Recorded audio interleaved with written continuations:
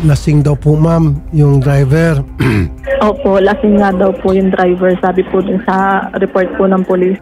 Yung pong suspect ay nakapagpiyansa. Opo. Magkano po yung ipinato na piyansa po? 120,000 po yung kanya bail. Napakamura naman. 5 buhay ang namatay, 100,000 lamang. Yung sasakyan po, Colonel, naka-impound pa rin po, I would assume. Yes, sir. Gusto ko po, report na yan by tomorrow. Yes, po. Attorney Vigor, magandang hapon. Senator, good afternoon po. Okay, ito nga po yung medyo concern ko rito. Opo. Bakit po 4 years lang yung revocation, after 4 years, pwede na ulit siya mag-apply at pwede siya ma-issue ulit ng lisensya at magbabayad lamang siya ng 2,000 pesos for the first offense. So kailangan pa pala ng second offense bago siya parang sa second offense mo, kung sakali man ikaw ay makasagas at makapatay ulit, saka na namin i-revoke totally yung license mo perpetual. Parang ganun po dating sa akin. Ang aming problema po kasi, Senator, yung amendment po ng Republic Act 4136 clearly spells out a penalty in case of death or injury is involved. Ang nakasaad po dun sa mandatory law 4 years suspension.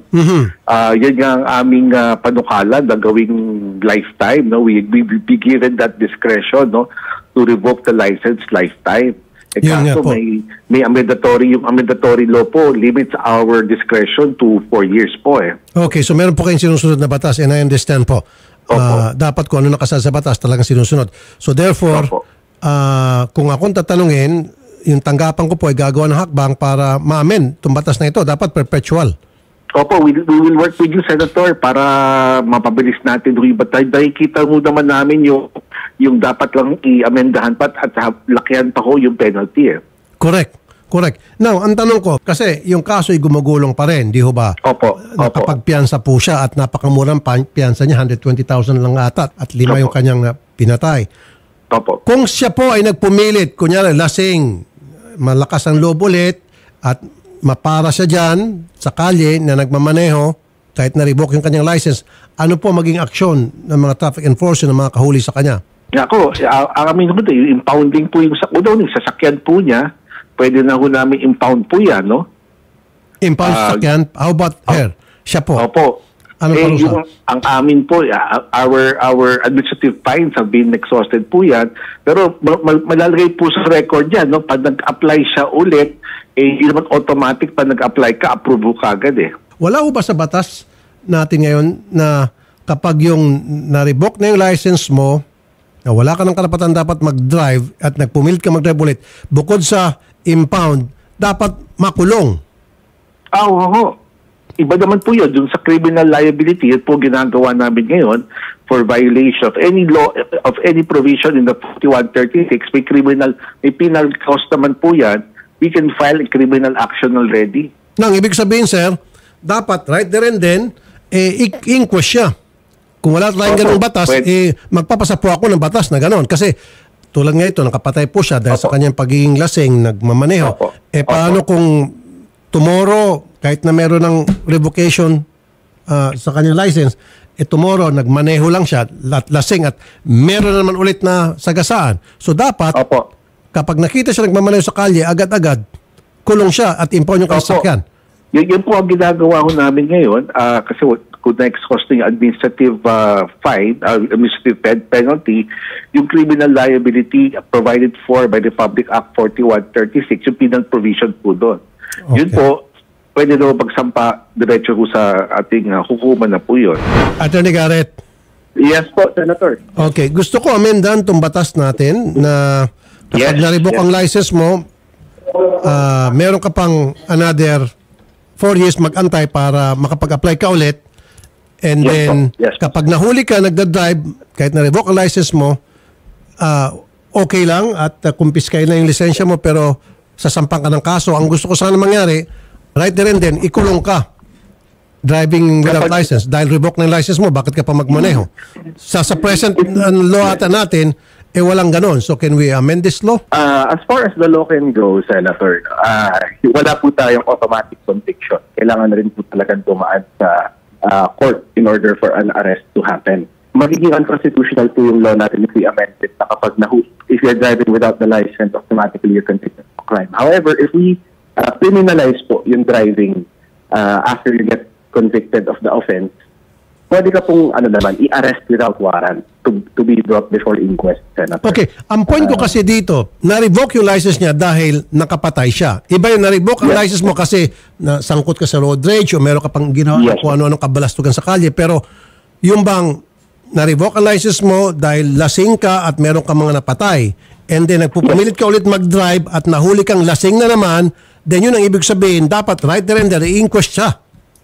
Yes po, yan. Tama po yan, Senator. So we can come up with a law, an amendment to that present law na para ganun parusa doon sa mga na-revoke ang license dahil ikaw ay drunk driver at that time at meron kang mga napatay. So therefore, kapag nahuli ka for the second time, kahit wala ka ng lisensya, revoke na, nagdadrive ka, lasing na naman, dapat inquest. Wala na maraming salita.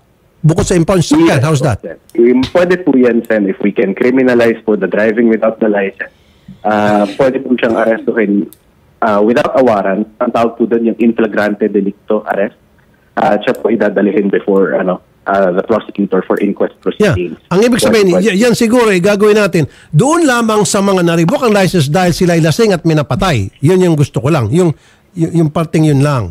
Doon sa mga na-revoke dahil siguro nag-road rage o may ginawang ibang bagay na dahilan para ma-revoke yung kanyang lisensya, well, pwede siya siguro bigyan ng second chance. 4 years, another after 4 years. Pero kung lasing at nakapatay, wala nang chance, dapat perpetual. Tama? Yes po, tama po, sir. Is that something that we can amend sa batas natin? We are actually already reviewing, Senator, yung ating land transportation code, pati yung drunk driving act po natin to actually increase the penalty. Kasi ngayon po, under our drug driving act, it appears na kailangan 2 conviction pag non-professional driver ka before a permanent revocation of a license would be met. Yun nga agree sa akin si Attorney Mendoza. Dapat perpetual na. Yes po, Sen. There should be no distinction. Siguro instead of 2 convictions para permanent revocation, whether professional or non-professional, if it results into homicide, permanent revocation na rin po. Oo, kasi anong pinagkaiba ng professional, non-professional kung nakapatay? Yun sa akin meron kang napatay dahil sa kalasingan mo, dapat revocation perpetual. Hindi yung may distinction pa. Only perpetual, only kung professional driver's license ang hawak mo. Pero kung non-professional, pwede ka pang patawarin, meron ka pang second chance. Anong pinagkaiba? Yes. Pareho naman drunk driver, pareho naman nakapatay. Yes po. Doon naman po sa professional, since they're expected to sabihin na natin to be more diligent while driving, ang gagawin na lang po natin, Sen, ang professional driver's license, even po parehas silang permanently revoked agad upon the first offense, tataasan na lang natin yung penalty for the professional driver's license. Pero dapat non-pro or pro license, first offense, revocation na po. Yes. Perpetual revocation pag lasing at minapatay. Yes. Nagets mo? Yes. Yes po, Sen. Yun yung pinupunto ko. We're working on the amendment. Yes. At yan ay nag-agree sa atin dyan si Attorney Mendoza. Sabi niya yun ang batas. Kaya sa ngayon wala siya magagawa. Pero kung i-amend yung batas, they will support us. Tama ba ako, Attorney Mendoza, sir? Opo, Senator. We will support you there. Oh, ayan. Galing mismo sa LTO. So, Garrett, makipag-ugnayan ka kay Attorney Mendoza, kay Asek Mendoza, tungkol dito sa gagawin nating amendment sa batas. Yes po, Sen. And with your permission, Senator, I would also like to invite him to be our resource person in amending this law. As he has the experience, masasabi niya po na kulang yung batas sa dami po ng kasong na-handle niya na si Mailer po. Yes. Attorney Vigor Mendoza II, ASEC ng LTO. Sir, maraming salamat po, Attorney Mendoza, sir. Thank you, Senator. Thank you po very much. Thank you, Attorney Garrett. Maraming salamat. Thank you, Senator. Ma'am Mary Ann, palupit yung kapatid ng mga biktima. Narinig po, pag-usap namin sa LTO. So, revoke na po yung lisensya. Opo. Narinig ko po, Senator. At nang dahil po sa inyo, i-amend ko po yung batas na bibigat po yung parusa doon sa mga drunk driver, lalo pa kung nakapatay, na revoke perpetual. Wala na siyang pag-asa pang magkaroon ng lisensya forever. Tapos taasan yung penalty. Kasi dito ang penalty, 2,000 pesos lang, oh. Oo nga po. Diba? And then, one strike policy. Pag na-revoke ka na, tapos nahuli ka ulit, drunk driving at nagmamaneho, impound yung sasakyan mo, kulong ka, inquest ka agad. Yun ang pa-amend. At sumasangay naman sa akin si Attorney Mendoza. Gusto ko lang po sana din magpasalamat po sa inyo. Doon po sa binigay niyo pong tulong para po mabayaran po yung funeral service ng kapamilya po ng kapatid ko.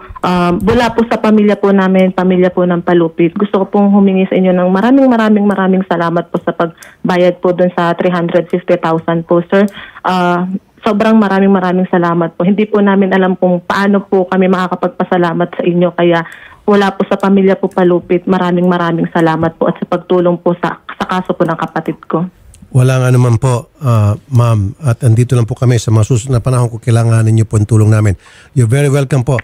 Update ko lang po, Idol Rafi, yung bata po na nakaligtas na si Ayesha Palupit. Diba yung kanyang pamilya po ay namatay na po. Nasa ICU yung bata. Ngayon po ay inilipat na po sa ward. Pero ang bata po ay ooperahan na po dahil puputulin na po ang paa. Nakarating sa amin ngayon lang na operahan daw po yung bata. From the ICU, siya po yung nasa ward pero kinakailangan daw po ma-amputate yung paa niya. Ano naman po, sir, bali pinasukan po siya ng machine para pasintabi po sa mga kumakain. Para po mahigop po yun mga nana po na maari pong mag-cause ng infection po. Pero sabi po ng doktor, ginagawa daw po nila yung paraan para hindi po maputol yung paa ng bata. At ngayon po, ang sabi po ng doktor, good news po ay hindi naman daw po mapuputol yung paa ng bata. Bali, idadaan po siya sa therapy po. Ay, ma'am, ako po ang mag-sponsor sa mga gamutan ng bata. I-sponsor ko po yan. Promise. Sir, maraming salamat po, sir. Sobrang maraming salamat po talaga. Para po sa pamangkin ko, ako na po ang humihingi ng maraming salamat po. Hindi ko po alam kung ano pang sasabihin ko, kundi galak po sa puso. Sobrang salamat po.